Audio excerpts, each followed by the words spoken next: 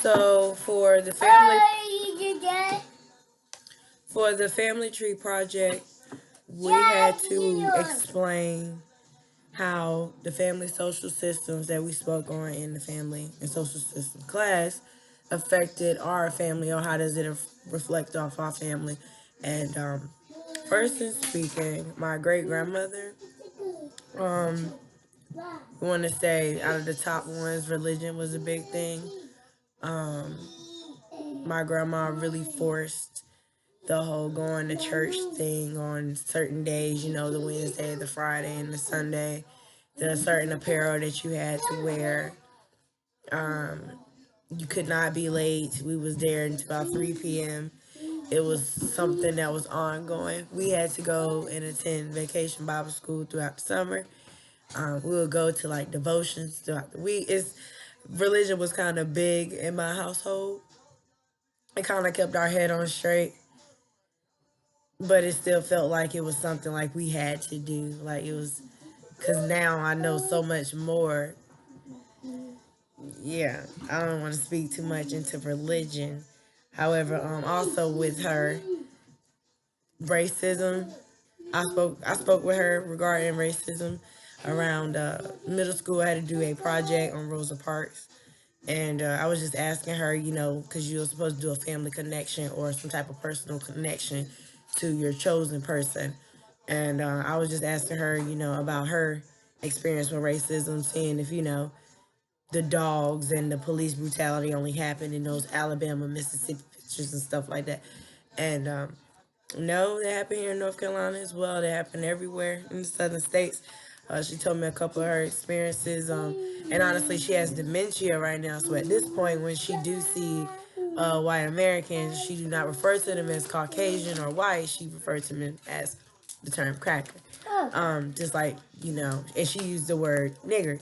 So my great grandmother is in those times still, like, and I'm not sure if that's because of her dementia or what the traumatic case could be, because that's just how she is. Prime examples, they could come in the house, for being called paramedics. The paramedics be called to my grandmother's house, and she would literally ask, like, what is this, doing in my house? And I would have to correct her. Someone who's close to her, sitting by her, would correct her or whatever. For I lived with her, who is 90, I'm sorry, 101 now, and my grandma, who is now deceased. I lived with those two for 17 years of my life. So it's like I kind of had to deal with her dementia, her mindset, dealing with the religion, like I had mentioned already, and things of that nature. Um, Now, my great grandmother was not a single mother. She was married and still married for 60 some, 70 some years. My grandpa died when he was like 20 or 30. No, I'm sorry, 30, 35, something like that. He died pretty young. Um, and she raised the rest of her kids that was, alive at that point, by herself. And here we all are today. Before I lose heart. However, my grandma, she was kind of a single mother. My grandpa was around, but they wasn't in a two-parent household. Um, he was unfortunately an alcoholic. Um, so yeah, she was a single mother. She had to do everything on her own. And then when he died, is when she truly became, that marked single mother. And then my mom, who is also a single mother, um, my dad is just, a non-custodial parent, someone who's just not there. Um, and now here I am, a single mother as well. It's like it's a chain reaction, and it's like a cycle. And the cycle, I'm not sure how it started, because my great grandmother, that's not, how she raised her kids, and it's not how she was raised. Obviously, before she was married, and then she had her kids. So there's different views on that thing. I mean, life happens. As far as my dad goes, a social system that we talked about in class that really affected him, or affected me through him, was incarceration. He was gone for about 9.5 years. He was arrested, I want to say when I was about 9. 9 years old, 10 years old, and he got out. No, about 8 or 9 years old. Sorry, and he got out when I was 19. And him being gone that long, I know on his part, he you being away from the world that long, you kind of feel like you're disconnected. It's more than being behind when you miss class and you got to come back and you got to test.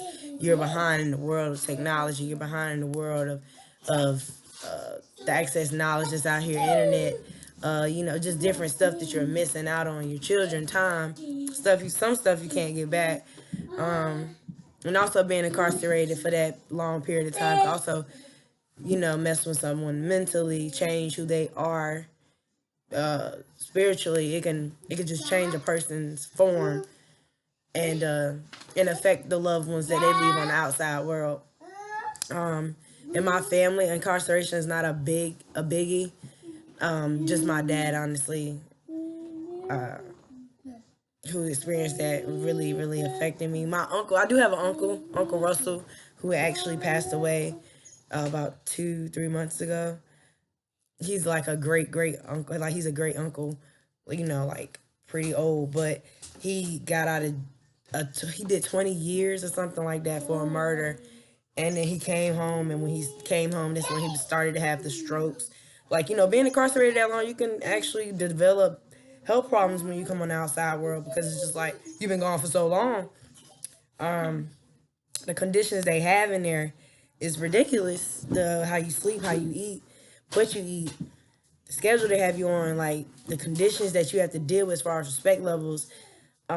It's a pretty impactful thing on someone. And then when they come home, like I said, it can cause health problems. It can cause physical problems, mental problems, like spiritual problems, all kinds of issues. But like I said, incarceration wasn't a big thing in my family. More so, single mother, the single motherhood thing, the religion thing. Now, my family was raised to like for both women and men to, work, both of them to work outside the home. Like, not, the woman's not in my household, not supposed to stay in the kitchen, take care of the kids, cook, and the man supposed to, provide, and that's it. The woman, she should be able to handle the home, but the man can also help her as well. But they're all both out making money and they're helping each other. They're building a team and they're supporting their household. That's how my great grandmother and my grandpa was.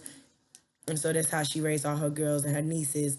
And, they passed that along. And then here we are. And we're going to be passing that along in our seeds as we produce. Now, my mom, she had, it's not a, teenage pregnancy is not a big thing in my family. However, my mom, she was pregnant with me at 16, had me at 17. She tried to go to Central, North Carolina Central herself. She did not finish.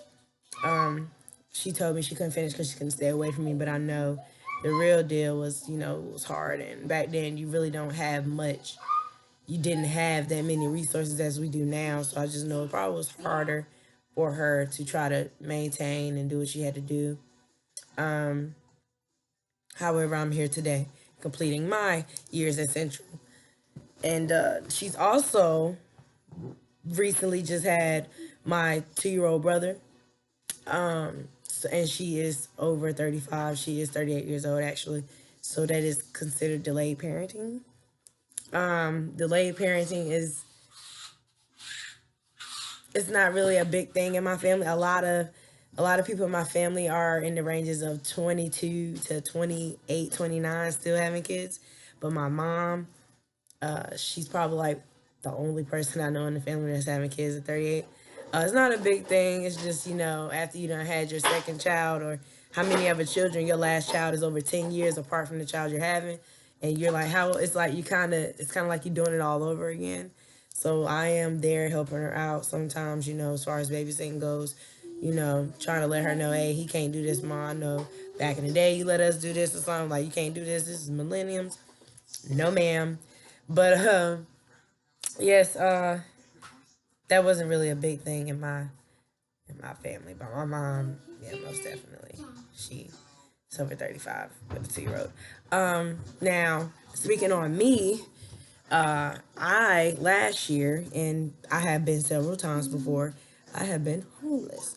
And I feel like homelessness is a big ordeal in America. It's just not spoke about on media enough to make it seem like it has an important, like it don't have the media importance, but it's just an important thing that goes on every day. Like it's not like it's a once a week thing, or it's just a couple people here, a couple people there. Like it's literally millions of people that's homeless, and then this is the time of the year where this is the worst. And I was homeless during the winter time, and that is horrible.